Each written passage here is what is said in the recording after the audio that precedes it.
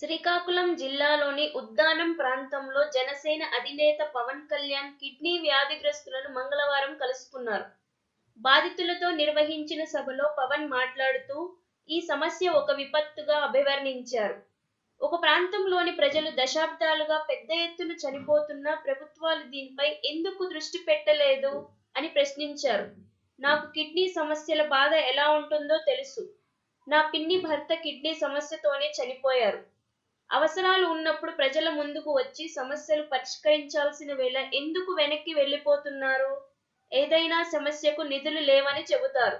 ఉద్దానం సమస్య పరిష్కారం కోసం 100 కోట్లు కేటాయించాలన్నారు. పుష్కరాలకు వందల కోట్లు, రాజధానికి వేల కోట్లు ఖర్చు పెడతారు, కానీ మనుషులు చనిపోతే మాత్రం నిధులు ఖర్చు పెట్టరా అని పవన్ మండిపడ్డారు.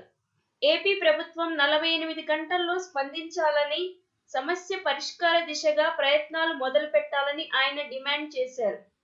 ఈ అంశంపై ఒకవేళ ప్రభుత్వం స్పందించకపోతే తానే ఉద్యమిస్తానని స్పష్టం చేశారు.